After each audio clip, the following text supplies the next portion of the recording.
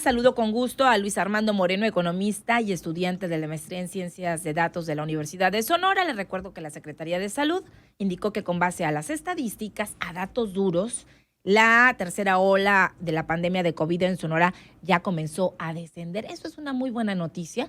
Esto tras presentar una reducción del 27% en la incidencia de casos, lo que no significa que vamos a bajar la guardia. Así que, bueno, saludo con gusto a Luis. Luis, ¿cómo estás? Un placer saludarte, ¿eh? Y ahora a través de este medio.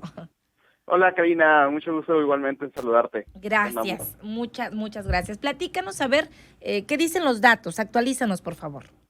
Sí, bueno, como bien afirma la Secretaría de Salud, las últimas semanas se ha mostrado un descenso en el número de casos en Sonora. De hecho, tuvimos, digamos, el pico de la tercera ola más o menos en la semana que culminó el 21 de agosto, el sábado 21 de agosto, por semana epidemiológica, según los casos anunciados por la Secretaría. Y a partir de ese sábado, de los datos de ese corte, cada sábado se muestra un descenso. Llevamos 3 semanas consecutivas Ok. con menos casos que la semana anterior. El pico lo habíamos alcanzado con 3.328 casos en una semana, en esa del 21 de agosto, y esta que culminó el sábado pasado, el 11 de septiembre, tuvimos ya 2.060 casos. Entonces, y además todos los indicadores pues apuntan a que hay un descenso. También se observó un descenso en la positividad. Eh, entonces, sí hay una tendencia a la baja. Sí hay menos pruebas también, es decir, al parecer menos gente está acudiendo A las a la, pruebas de detección. a la detección, pero igual se mantienen muy altas en comparación al resto de la pandemia, es decir, nunca se habían superado las 5,000 pruebas en una semana, y en el último mes ya tuvimos semanas de 7,000, 8,000, 2 semanas de 8,000 pruebas.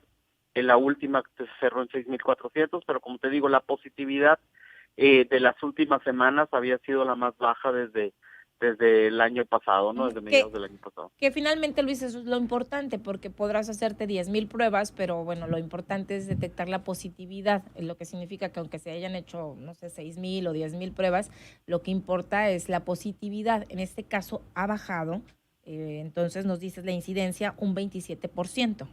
Sí, así es, así es. De hecho, este último corte que anunciaron ayer por la mañana, que se refiere a los datos del sábado, eh, vimos que la positividad acumulada en toda la pandemia bajó por primera vez desde junio del año pasado a menos de 50%. Es decir, hay más pruebas descartadas en el acumulado que casos positivos. Esto realmente es importante porque es desde el año pasado esto, desde junio. Sí, desde junio del año pasado se habían superado los 50% de positividad en el acumulado, Y ahorita y ya. se había mantenido así, y en las últimas semanas comenzó a bajar, y ya estamos en 49.9%. Bien, pues ahí están estos datos que se analizan con los datos que da Luis, es estudiante de la maestría de ciencia de datos, y esto se hace con datos oficiales que hasta el día de ayer nos proporcionaba el gobierno del estado. Vamos a ver cómo vamos a estar trabajando con la nueva administración y con las autoridades de la Secretaría de Salud, porque finalmente es la Secretaría de Salud quien da los datos oficiales, y ya lo que haces tú y otros expertos u otros analistas es precisamente pues ver estos datos, analizarlos y descifrarlos para poder compartirlos con la gente. Y estos datos son realmente importantes porque nos dan pie, nos dicen, Luis, ¿cómo estamos? ¿Cómo estamos con esta situación del COVID realmente en el estado? Sí, así es. Como bien mencionas, ¿no? Es según las actualizaciones que nos ha hecho la Secretaría de Salud, anteriormente lo hacía el mismo día en la noche del corte, y desde junio de este año, julio de este año creo, el 14 de junio lo empezó a hacer por las mañanas, a las A las 7 de la 7 de la mañana, mañana. a las 7 de la mañana. Y ya el día de hoy, bueno, con el cambio de gobierno, pues habrá que esperar a ver cuál es la estrategia de Sí. comunicación. O la dinámica que van a Ajá. tener con respecto a esto, si se va a mantener en la mañana, si va a ser diaria, si va a ser semanal, no sabemos Sí, sí, cómo va a todavía no, funcionar. no nos informan al respecto. Hay que estar atentos. Luis, y por último, ¿cómo estamos con la tasa de mortalidad? ¿Me recuerdas, por favor? ¿O qué dicen los datos? Sí, igual, la tasa de mortalidad semanal, lo que es el número de decesos por COVID-19 respecto a la población de Sonora se había mantenido bastante baja en comparación a otras olas. De hecho, se mantuvo baja todavía hasta el pico, pero sí tuvo un aumento en las últimas semanas. La semana que acaba de concluir sí hubo un pequeño descenso en el número de fallecimientos por la enfermedad, pero comparado con otras olas, con las 2 olas anteriores de COVID, el número de decesos se ha mantenido bajo.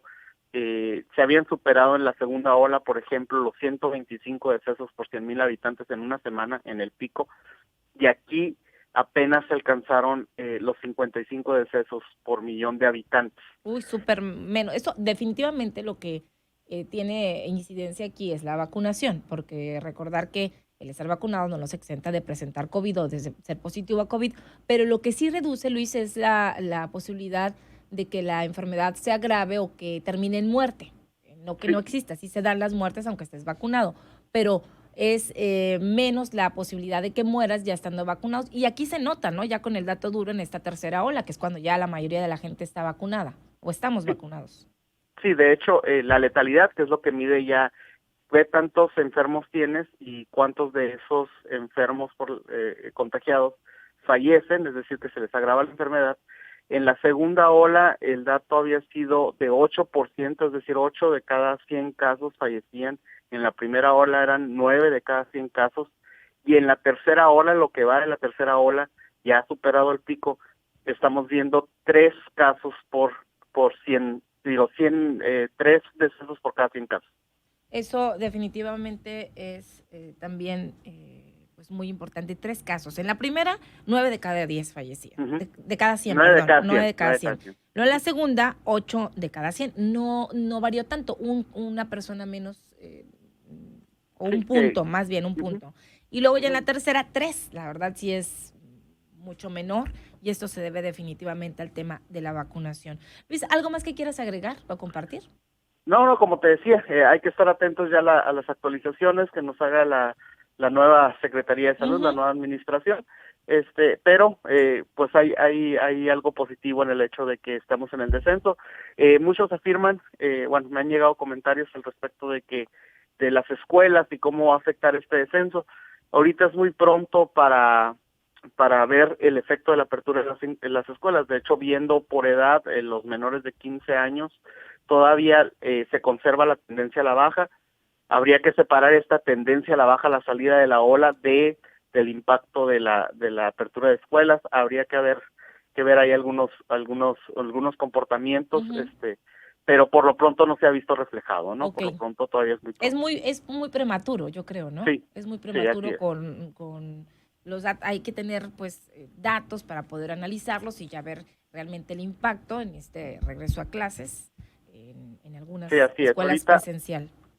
Ahorita las tendencias de todos los grupos de edad es a la baja. Ok, pues ahí está, a la baja en general en todos los rangos de edad. Te agradezco muchísimo, Luis Armando Moreno, te deseo excelente día y gracias por ser parte de este espacio. Muchísimas gracias. No, muchas gracias a ti, Karina. Hasta luego. Bendiciones, ahí está. Economista y estudiante de la maestría en Ciencias de Datos de la Universidad de Sonora.